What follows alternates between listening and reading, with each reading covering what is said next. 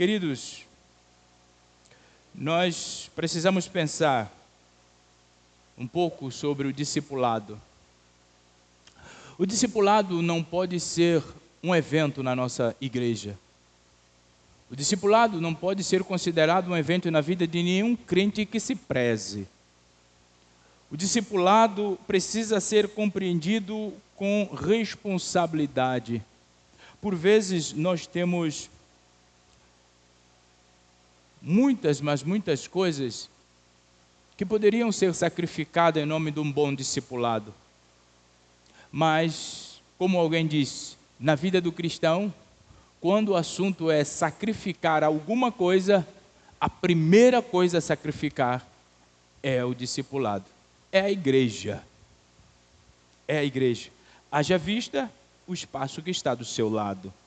Mas eu quero pensar em discipulado nessa noite, até porque a nossa campanha é discipulando gerações.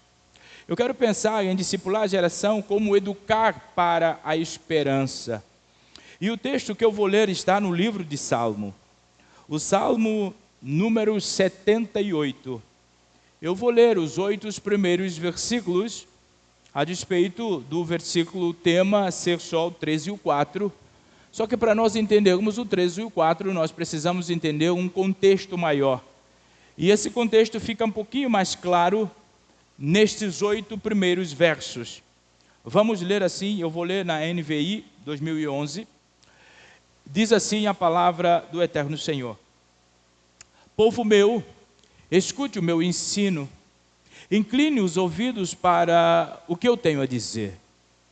Em parábolas abrirei a minha boca, proferirei enigmas do passado. O que ouvimos e aprendemos, o que os nossos pais nos contaram, não os esconderemos dos nossos filhos. Contaremos à próxima geração os louváveis feitos do Senhor, o seu poder e as suas maravilhas. Ele decretou estatutos para Jacó e em Israel estabeleceu a lei e ordenou aos nossos antepassados que a ensinassem aos seus filhos, de modo que a geração seguinte a conhecesse e também os filhos que ainda o nasceriam e eles, por sua vez, contassem aos seus próprios filhos. Então, eles porão a confiança em Deus, não esquecerão os seus feitos e obedecerão os seus mandamentos. Eles não serão como os seus antepassados, obstinados e rebeldes, povo de coração desleal para com Deus, gente de espírito infiel. Deixe a sua Bíblia aberta. Senhor, obrigado pela tua palavra. E no nome de Jesus Cristo, fale conosco, ajuda-nos a entender esse texto, este mandamento e aplicar em nossas vidas, em nome de Jesus. Amém. Educar para a esperança. Martinho Lutero, ele expressou esta preocupação há 457 anos a esta parte. Ele escrevera da seguinte maneira: somos atormentados pelo fato miserável de que ninguém percebe ou dá ouvido a esta verdade. Todos vivem como se Deus nos tivesse dado filhos para o nosso prazer e diversão, ou como se nos tivesse dado servos para usarmos apenas para o trabalho, ou como se devêssemos viver com nossos subordinados apenas para satisfazer nossos caprichos, ignorando-os como se o que aprendem ou como vivem não fosse da nossa responsabilidade. Ninguém quer ver que a educação ou o treinamento são ordens da Suprema Majestade, que nos chamará rigorosamente à responsabilidade e nos punirá por sua negligência, ou que a necessidade de nos preocuparmos seriamente com os jovens é tão grande. Meu irmão, Martinho Lutero escreve isso no seu livro, O que diz Martinho, volume 1, página 140. Está diante de nós uma grande verdade e um grande desafio. O Salmo 78 nos deixa claro que a ordem de Deus, e segundo as Escrituras, e talvez daí a iluminação do Martinho Lutero, é que os pais são os principais responsáveis por ensinar os seus filhos verdade sobre Deus e sobre a sua vontade. Negligenciar isto é simplesmente entregar a sua própria sorte à geração futura. E isso nos punirá quanto ao legado. Mas, além dos pais, a família e a igreja têm uma responsabilidade secundária no quesito educar e discipular. Por isso, que enquanto Deus me conservar com saúde e disposição, estarei pregando. Mas a minha missão é secundária. A sua missão é primária. Nós, enquanto igreja, temos o papel e a responsabilidade de auxiliar os pais, confirmar os ensinamentos que eles dão em casa e ajudar os seus filhos a não negligenciarem os deveres para com o nosso Senhor. Portanto, é importante, irmãos, que eu e você, todos nós, casados, solteiros, jovens, mais experientes, homens, mulheres, meninos e meninas, nós precisamos entender o ensinamento por trás do Salmo 78, para que a próxima geração ponha sua esperança em Deus. A próxima geração há de colocar a sua esperança em Deus, quando eles perceberem que a nossa esperança está no Senhor. Eu quero pensar, irmãos, o contexto deste salmo. Este salmo foi escrito, ou se atribui a escrita deste salmo ao Asaf. Asaf, para quem não conhece, pode ver a sua história no livro de 1 Crônicas, capítulo 16. Asaf era um ministro de música ao serviço do rei Davi. E ele escreve este salmo, diga-se de passagem, um salmo longo, 72 versos. E esses 72 versos contam a história da desobediência de Israel e a misericórdia de Deus. Fora sempre um ciclo. E qualquer semelhança conosco não é mera coincidência. Israel desobedecia, Deus mostrava misericórdia. Isto é maravilhoso. A despeito de, isto é muito sério. Sabe, irmãos, quando você lê todos os versos deste salmo, a primeira sensação é de deprimente os salmos.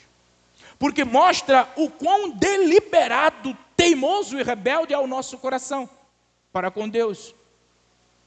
O ser humano, ele é deliberadamente teimoso, deliberadamente rebelde para com Deus e a sua palavra.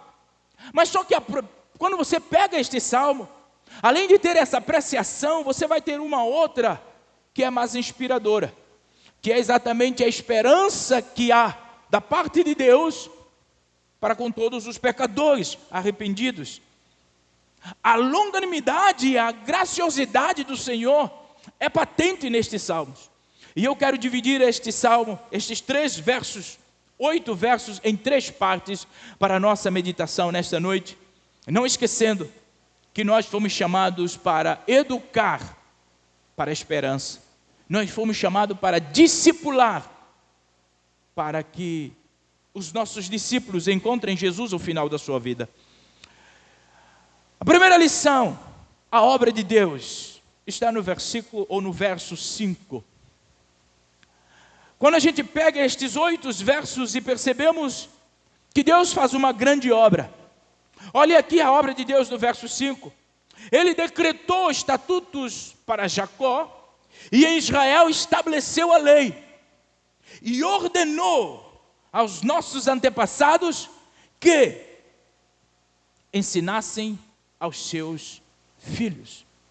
Percebe algo maravilhoso nesse texto? 2 coisas bastante importantes aqui. Primeiro, irmãos, é que há uma vontade de Deus revelada aqui na parte A do verso 5. Deus, ele abre o seu coração por meio de estatuto e da lei. Deus primeiro revela a sua vontade, dando claramente aos homens as instruções. É por isso que quando se fala do cristianismo, não é vivido simplesmente pelas nossas experiências. O cristianismo é vivido à luz das escrituras e não da experiência. Porque se nós tirarmos as escrituras do cristianismo, ela se torna para nós como qualquer outra religião. Sabe, irmãos, é básico. Se nós temos um Deus que é centro, se nós temos um Jesus que é a razão, nós temos por meio da palavra de Deus a instrução. Como para tudo na vida. Quando você compra qualquer coisa, um exemplo,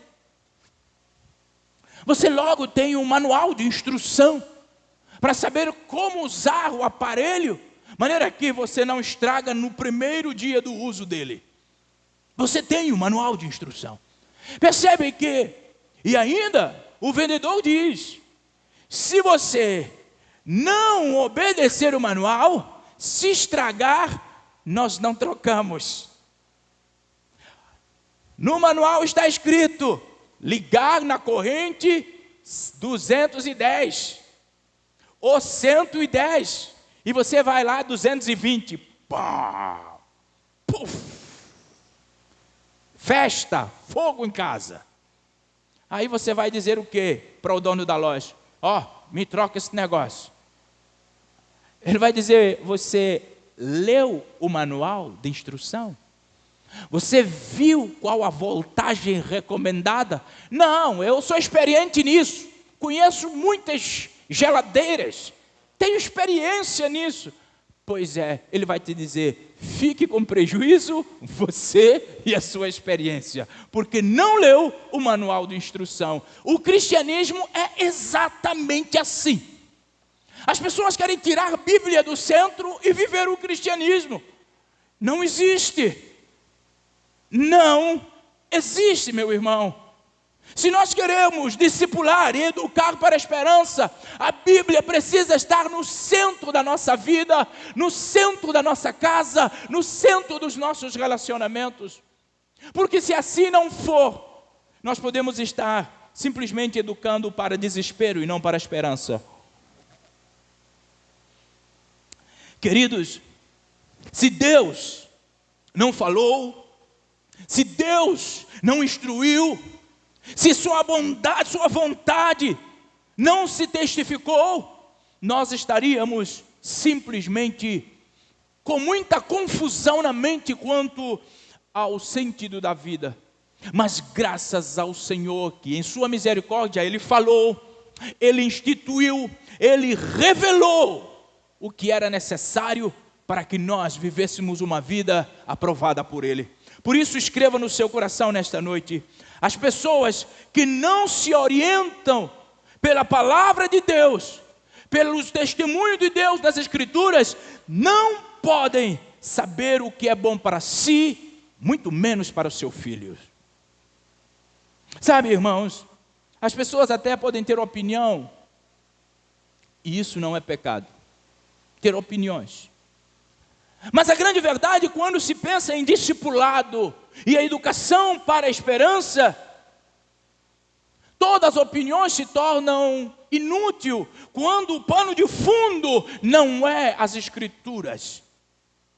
Nós podemos ter opiniões, irmãos, baseado naquilo que nos parece bem dentro do nosso contexto cultural. Nós podemos ter opiniões daquilo que nos parece bem, de alguma forma ligado a uma cultura humana, ou até a uma autoridade inferior a Deus. Mas tudo isso é um terreno movediço para nós estabelecermos a nossa vida cristã. As Escrituras dizem que Deus estabeleceu um testemunho. Ele estabeleceu uma lei. Ele nos deixou uma bússola para nos guiar. Uma bússola que nos impede de nos perdermos numa floresta da confusão, principalmente do século 21. E a bússola de Deus para nós, o testemunho de Deus para nós, não é ninguém que chega e diga para você, assim diz o Senhor. A bússola de Deus para nós é a sua palavra. Viva a palavra de Deus. Obedeça a palavra de Deus. Se submeta à palavra de Deus. E você vai ter uma vida próspera e os seus filhos também. Talvez você deva me perguntar: que testemunho é esse? Que lei é essa do verso 5? Irmãos, Êxodo 31:18 dá-nos a resposta. Porque diz assim: quando o Senhor terminou de falar com Moisés no Monte Sião, deu-lhe 2 tábuas de aliança, tábuas de pedra, escrita pelo dedo de Deus. Talvez você me pergunte, o que estava escrito lá? Êxodo 34:28 dá a resposta, porque ela diz assim: e Deus escreveu nas tábuas as palavras da aliança, os 10 mandamentos. Êxodo capítulo 20. Então percebe que quando o salmista, no verso 5, deste número 78 de Salmo, ele está nos remetendo ao Monte Sião, onde Deus faz aliança com Israel para ser seu Deus, onde Deus estabelece os 10 mandamentos para uma declaração central de como eles deveriam viver, como nós, por extensão, devemos viver, para honrar a aliança, confiar em Deus nosso Senhor. Mas há algo bastante importante nisso tudo, e que toda a sua atenção agora é pouca para você me entender.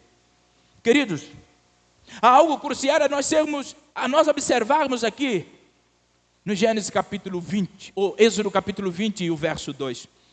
Deus, ele estabelece os 10 mandamentos, mas ele não começa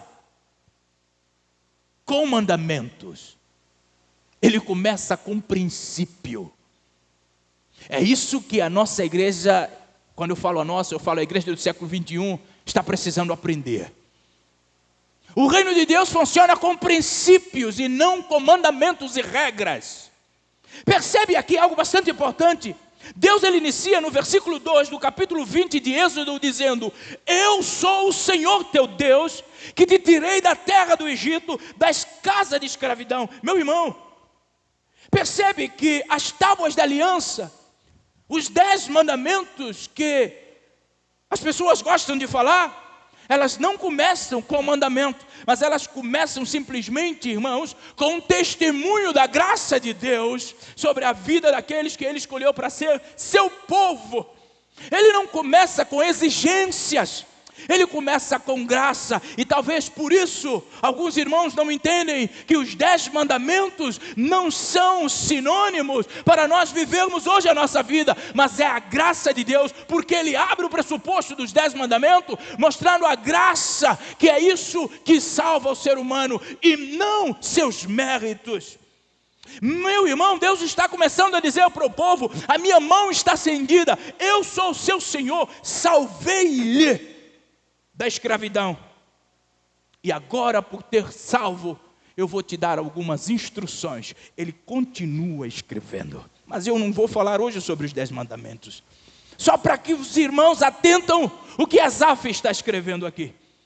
É por isso que quando Asaf diz: Deus estabelece o seu testemunho, ele institui sua lei, Asaf não está falando apenas daquilo que Deus está nos mandando fazer. Deus começa dizendo para nós o que Ele fez por nós, para que depois nós consigamos dar uma resposta ao chamado de discipulado. Discipulado, a forma com que você encara o discipulado, meu irmão e minha irmã, é a resposta pela qual você está dando ao amor e à graça de Deus refletida na sua vida. Jesus, Ele diz que pela graça nós somos salvos por meio da fé, não por obras, para que ninguém se envaidecesse. Jesus, Ele estabeleceu um estatuto, uma lei. Segundo, por que o estatuto? Para que a lei? E a ordem de Deus, a despeito daquilo que Ele escreveu, está na parte B desse verso 5. Ele ordenou que os seus antepassados, que os nossos antepassados ensinassem a seus filhos. Irmãos, escreva no seu coração: o sacrifício de Jesus não terminou com Jesus. Por isso, você não pode ser fim da sua salvação.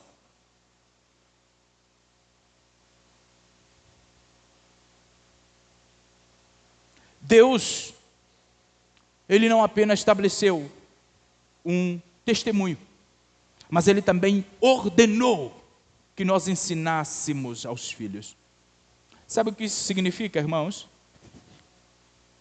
É que Deus, Ele pretende falar às futuras gerações de forma diferenciada. Quando Ele diz que a nossa responsabilidade é falar às próximas gerações, é porque Ele não quer falar a elas como falou a nós. Agora nós somos um instrumento para que o conselho de Deus chegue à próxima geração. Então as gerações futuras, elas devem aprender sobre a vontade de Deus, sobre os preceitos de Deus, sobre as obras poderosas de Deus, pela vida dos seus pais, pela vida dos pais, pela vida dos avós. Nossos filhos devem aprender conosco. A grande questão é se nós estamos aprendendo. Porque você só dá o que tem. Escreva isso no seu coração. Você não pode dar mais daquilo que você tem. É por isso que eu sempre digo, eu não cobro ninguém o que eu não ensinei. Porque você não vai poder me dar o que você não tem. É por isso que Deus estabeleceu o estatuto primeiro. Ele estabeleceu a lei primeiro, para que depois nós pudéssemos dar a Ele e aos nossos filhos, principalmente aos nossos filhos, uma educação para a esperança. Irmãos, duas coisas nós precisamos lembrar aqui nesse verso 5 como a obra de Deus. Primeiro, Deus falou. Deus falou. E o que Ele falou está nas suas escrituras. Nós não podemos inventar nada mais, nada menos do que as escrituras, para que de alguma forma nós nos sintamos bem. Deus deu uma lei. Deus revelou uma vontade. A outra coisa? Deus deu uma ordem. E a ordem é: seja o discipulador do seu filho. Seja o discipulador do seu filho. Segundo, depois da obra de Deus, para nós entendermos, vamos entender agora o ato de Asaf. O ato de Asaf está no verso 1 até o verso 4. Ele vai dizer: meu povo, escuta os meus ensinos, incline os seus ouvidos para mim e ouvir o que eu tenho a dizer. Em parábolas abrirei a minha boca, proferirei enigmas do passado. O que ouvimos e aprendemos, o que os nossos pais nos contaram, não os esconderemos dos nossos filhos. Contaremos à próxima geração os louváveis feitos do Senhor e o seu poder e as maravilhas que Ele operou. Meu irmão, Asaf, em resposta ao verso 5 deste número 78, Asaf resolve obedecer a ordem que Deus houvera dado. Duas coisas nós destacamos aqui. Primeiro, Asaf ensina a geração vindoura. Ele se concentra nos feitos maravilhosos de Deus, irmãos. Em vez de ele se concentrar nas exigências nos costumes, na religiosidade vazia, ele se concentra nos feitos maravilhosos de Deus. Observa o que ele diz aqui no verso 4: cantai ou contai às gerações vindouras os feitos gloriosos do Senhor, do seu poder e as maravilhas que ele operou. Meu irmão, isso é muito mais do que mandamento. O que Deus espera de nós é muito mais de guardar mandamento e sair nos exibindo que estamos guardando o mandamento. O que Deus espera de nós é aquilo que Asaf fez, é declarar às nações as grandes histórias de resgate e julgamento feito por Deus. Eu acredito piamente que talvez Asaf gastara seu tempo a contar sobre a saída do Egito à sua geração, como as pragas de rãs, de moscas, águas sangrentas, escuridão, como o mar foi dividido, maná maravilhoso, água da rocha, e assim por diante. Ele foi contando as maravilhas. Irmãos, tem tantas coisas boas que acontecem na sua vida e que você deixa de contar e fica numa miséria de contar coisas ruins. Asaf não se contentou só com coisas ruins. E diga-se de passagem, olha o Salmo 73 e você vai ver a depressão de Asaf. Mas ele não contou só isso. A vida dele não era só isso. Asaf, meu irmão, ele ensinou. Ele diz que ele abriria sua boca, o verso 2, ele abriria a boca em parábolas para proferir enigmas, dito de outra forma, quebra-cabeças. Ele contaria histórias maravilhosas. E em razão disso, irmãos, para você entender o que Asaf está dizendo aqui no verso 2, você precisa ler todos os 72 versos, porque algumas figuras de linguagens nós entendemos e percebemos aqui nesse salmo, que faz sentido quando Asaf diz que ele haveria de usar parábolas para falar com as futuras gerações. Por exemplo, no verso 19, diz Asaf: eles falaram contra Deus, dizendo: pode Deus preparar uma mesa no deserto? O verso 35, lembra-se do que Deus era sua rocha. Ou talvez no verso 65, então o Senhor despertou como de um sono, como um homem forte gritando por causa do seu filho. Meu irmão, tudo isso são imagens, são comparações que nós encontramos em parábolas. E é dessa maneira que Asaf está falando com essas pessoas, em enigmas. Não que ele queria inventar uma história qualquer, mas é porque o cenário era realmente cenário de parábola.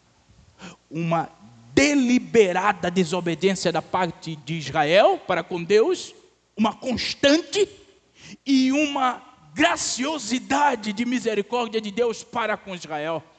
Ele não conseguiria expressar isso de forma mais limpa, senão usar parábolas para que os homens conseguissem entender o quão longe estava o coração daquele povo nesse tempo e quão perto estava a misericórdia de Deus para nós. Irmãos, qualquer semelhança com os nossos dias não é mera coincidência. Os homens continuam deliberadamente desejosos de viver uma eternidade sem Deus. Haja vista suas escolhas, suas decisões. Mas Deus tem o desejo que todo homem se salve. E a sua misericórdia está disposta a todo homem. É por isso que nós precisamos avisar a próxima geração. É por isso que discipulado não pode ser, irmão. A missão está no coração de Deus, vírgula, precisa estar no seu coração também, ponto. A gente gosta muito de pegar essa parte, missão está no coração de Deus, e nos tirar da responsabilidade de missão. Nós precisamos entender que missão precisa ser o nosso estilo de vida. Se o desejo do nosso coração é ver o Senhor Jesus. Irmãos, o que nós vemos aqui do verso 1 ao verso 4 é que Deus ordena que o seu testemunho seja comunicado à próxima geração. É por isso que nós precisamos discipular. Porque a lei de Deus precisa ser comunicada, declarada à próxima geração, de tal maneira que eles não desejem viver em pecado, de tal maneira que eles percebam quão urgente se voltar para a graça de Deus, de tal maneira que eles não percebam outra esperança senão Jesus. O conhecimento de Deus, a esperança em Deus, a obediência a Deus é o objetivo do verdadeiro discipulado. Este é o objetivo do verdadeiro discipulado. Asaf, ele faz isso de forma maestral. Ele leva-nos a examinar-nos a nós mesmos, a examinarmos os nossos corações. Será que nós não somos como Israel? Vivendo deliberadamente para o nosso ego? Será que não existe a mesma rebelião contra a lei de Deus no nosso coração? A despeito de nós mesmos? Mas, se houver isso, há uma esperança. O grandioso amor de Deus, a graciosa misericórdia e a graça do Senhor ainda está nos dando uma chance. Mas esteja certo que pode ser a sua última chance. Terceiro, eu quero terminar. O verso 8, o verso 6 e o verso 9. Qual é o objetivo de Deus em nos mandar discipular a geração? Qual o objetivo de Deus? Olha só, o verso 6 ele vai dizer, de modo que a geração seguinte a conhecesse. E também os filhos que ainda nasceriam a eles, e eles, por sua vez, contassem aos seus próprios filhos. Então, eles porão a confiança em Deus, e não esquecerão os feitos, e obedecerão os seus mandamentos. Eles não serão como os nossos antepassados, os seus antepassados, obstinados e rebeldes, povo de coração desleal para com Deus, gente de espírito infiel. Meu irmão, o que Asaf escreve como objetivo de Deus, o propósito de Deus para a próxima geração, é que nós eduquemos os nossos filhos. E o objetivo de Deus nessa educação, irmãos, são três. Primeiro, Deus quer que a próxima geração o conheça. Olha só o que diz o verso 6, inicialmente, para que a próxima geração o conheça. Irmãos, coloque mão na sua consciência. Você está aqui hoje porque a geração passada fez com que você conhecesse Jesus. A minha pergunta para você, para nós, todos aqui, a geração futura está garantida o conhecimento de Deus pelas nossas vidas? Sabe, eu acho filosófico falar do amor do Senhor acima do conhecimento de Deus. A bem da verdade, nós temos, de alguma forma, algum amparo para pensar assim, porque próprio Tiago chega a dizer em 2,19, que os demônios conhecem e tremem, mas não amam. Mas quanta tragédia nós percebemos nos demônios, nos orgulhos demoníacos, quanto ao conhecimento que eles têm, e que não transforma a vida de ninguém para o bem, a despeito do Senhor Deus. Isso precisa nos desafiar quanto ao conhecimento que dizemos ter, que precisa ser diluído no amor ao nosso Senhor. Porque muitas das vezes conhecemos muito de Deus e não, ou muito acerca de Deus e não conhecemos Deus de fato. Porque os nossos atos, as nossas práticas, os nossos compromissos e as nossas prioridades não refletem esse amor. Até porque você valoriza, que você ama.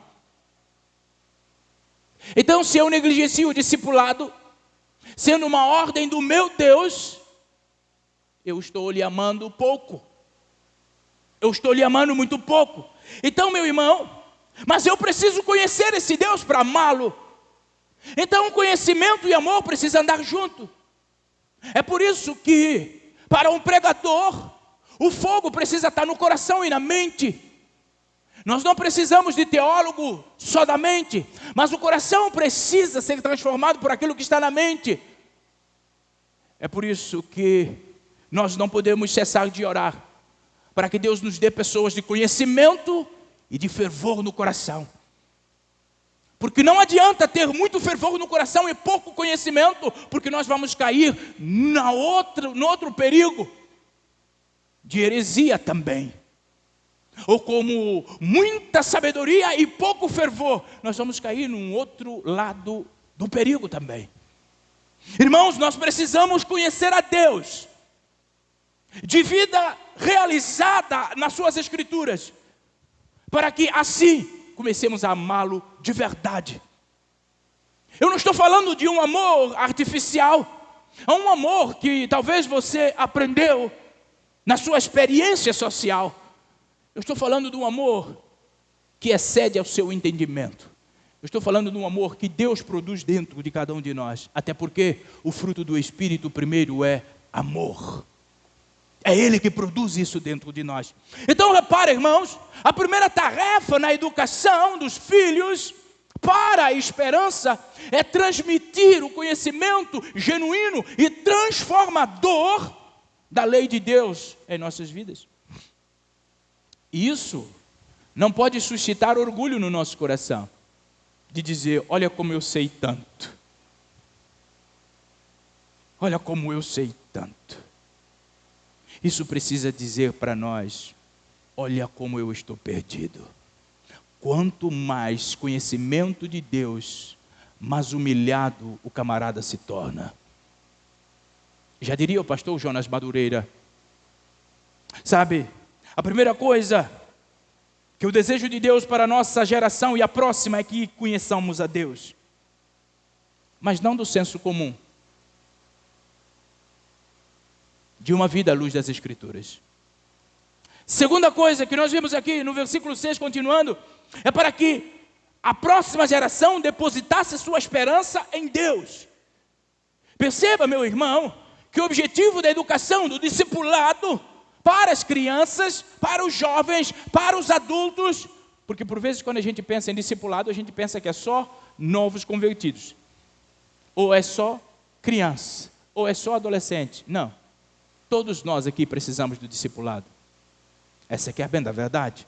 O que ele está dizendo é para que nós depositemos nossa esperança em Deus. Ele diz para que a nova geração, ou geração vindoura, conheça, para que ponham a sua esperança em Deus. Meu irmão, o conhecimento que nós temos de Deus deve levar à esperança. O que entra na nossa mente deve criar um novo no nosso coração. É por isso que o Senhor nos manda vigiar. Porque o que entra na sua mente, se não transforma o seu coração, é perca de tempo. Irmão, se alguém erra na educação, no discipulado, ao dizer que o conhecimento não é principal, mas o coração, eu já ouvi tanto isso, irmãos. Não, por que fazer seminário? Não precisa fazer seminário. Jesus me chamou. Tem gente que diz assim, por quê? Por que vocês, os batistas, para ser pastor, tem que passar tantos anos estudando? É só por causa deste desequilíbrio. Você só dá o que tem. Você precisa estudar. Você precisa conhecer. É por isso que Deus nos deixou a palavra. Se Deus quisesse que a nossa vida fosse diferente, Ele nos dava outra coisa. Mas Ele nos deixou a palavra, porque Ele quer que a gente estude, para o conhecê-lo, à luz da palavra. Meu irmão, discipular é coisa séria. Nós não podemos correr neste risco, ou correr este risco. A palavra de Deus é muito clara. O objetivo da educação é ensinar a verdade, de tal forma que as pessoas depositam sua esperança em Deus, e não em nós, e não nas circunstâncias, e não nos políticos, não nos partidos, não no presidente, não em ninguém, no Senhor. Corações transformados são o objetivo da educação, do discipulado, e não apenas conhecimento. Coração transformado, não apenas conhecimento. Terceiro, para nos falar sobre o objetivo de Deus, primeiro é que a próxima geração o conheça. Segundo, é que eles tenham esperança nele. Terceiro, é que eles o obedeçam. Olha o que diz aqui o verso 7. Para que pusesse a sua esperança em Deus e não se esquecesse das suas obras, mas guardassem os seus mandamentos. Meu irmão, o objetivo da educação, o objetivo do discipulado é a obediência. O discipulado tem a ver com nós nos preocuparmos com a forma como os nossos jovens têm agido. E quando eu falo jovens, eu não estou excluindo os não jovens, do ponto de vista da classificação da Organização Mundial da Saúde. Não estou excluindo esses que estão dentro daquela, ou fora daquela classificação. Eu estou dizendo que nós precisamos estar bem atentos na nossa forma de agir, no que nós sabemos e no que nós sentimos. Este é o propósito do discipulado. É por isso, meu irmão, eu quero que você escreva no seu coração: nós não teremos sucesso no nosso discipulado se a cabeça dos nossos filhos estiverem cheios de conhecimento, mas o seu comportamento contrário ao conhecimento que sabem. Nós não teremos sucesso. Ensinar muito e viver pouco. Até porque os nossos filhos aprendem mais com o que nós vivemos do que daquilo que nós ensinamos. Mas isso não nos alivia o ensino. É por isso, meus irmãos, que a esperança é essencial. Para que você possa harmonizar sempre aquilo que você espera com a forma com que você vive. Olha o que João vai dizer em 1 João 3,3: todo aquele que tem esta esperança em Cristo purifica-se a si mesmo, assim como ele é puro. Percebe o que Jesus quer? Educar para a esperança, meu irmão, vai direto ao cerne do discipulado, para que a próxima geração ela espere em Deus. Caminhando para o final, eu diria, em conclusão, que Asaf conta a história de Israel de uma forma que promove a humildade e a esperança. Ele nos mostra a incrível rebeldia do coração deles, a proporção que ele nos mostra a maravilhosa e longânima graça de Deus. Somos humilhados, irmãos, por aquilo que nós somos em nós mesmos, sem Deus. É por isso que a nossa esperança tem um nome. É Jesus. E não nossa obra, e não nosso tempo, e não as políticas dos nossos dias. Eu quero fazer 3 aplicações, e assim eu termino. Primeira, o mandamento de Deus, especialmente para os pais, mas também para toda a igreja, é lógico, é que o conhecimento de Deus seja ensinado aos seus filhos. Que eles sejam levados por meio da oração e da nossa vida no Espírito a ter esperança em Deus. Como está o ensinamento por você levados a seus filhos? Segundo, a segunda aplicação, ela vai em forma de uma questão. Especialmente aos pais. Você tem um plano para transmitir aos seus filhos o conhecimento das Escrituras e da doutrina de Jesus? Eu vou repetir. Pais, você tem um plano para transmitir aos seus filhos o conhecimento das Escrituras e da doutrina do Senhor, para que os seus filhos possam permanecer firmes no Evangelho, quando enfrentarem tristeza, dor, prazer, secularismo. Por vezes as pessoas costumam dizer: poxa, pastor, não sei porquê, a menina foi na universidade e se perdeu. A culpa é da menina? Eu também fui lá e não me perdi. Rebeca Nolasco também foi e não se perdeu. A falta de um plano faz com que os filhos se percam. Mas eu preciso complicar um pouquinho mais para os pais. Até porque nós estamos iniciando uma campanha de missões. Campanha de missões é todos os dias. Isso deveria ser a nossa maturidade. E a nossa responsabilidade todos os dias. Com o nosso plano da evangelização e do discipulado dentro da nossa casa. O que na sua vida, pais, é mais importante do que ensinar o seu filho a palavra de Deus?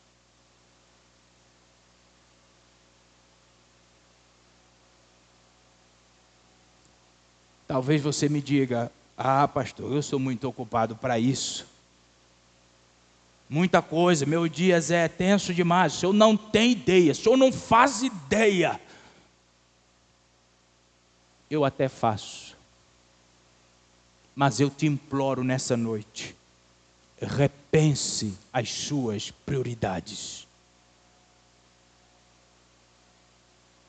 Negligenciar o discipulado da próxima geração, nesse pressuposto dos seus filhos, é entregá-los de bandeja ao adversário da sua alma.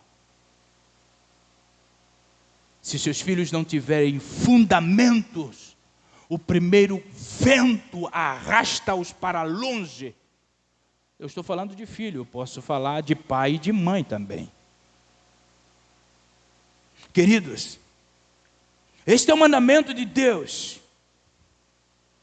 que nós ensinemos aos nossos filhos, que as nossas prioridades sejam a alma deles, porque os nossos filhos não é um humano na experiência espiritual, os nossos filhos são espirituais na experiência humana. Dita de outra forma, os seus filhos têm uma eternidade para viver. E o que você está fazendo isso para a eternidade deles?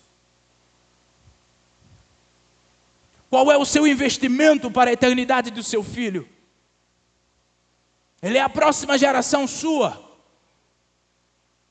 Qual o seu investimento? Querido, um filho sábio, já diria o sábio, em Provérbios 10:1. Um filho sábio alegra um pai. A sabedoria não é informação. A despeito de nós vivemos em um mundo dito por alguns como pós-iluminismo. A sabedoria é traduzir nos seus dias os ensinamentos de Jesus, vivendo-os na primeira pessoa. A palavra de Deus é um manual para tornar um filho sábio. A palavra de Deus é um manual para tornar um filho sábio. Eu concluo pedindo a Deus que te dê vontade e força na sua casa, com a sua próxima geração, para ensiná-los, vivendo o testemunho do Senhor, para que a próxima geração possa colocar sua esperança em Deus.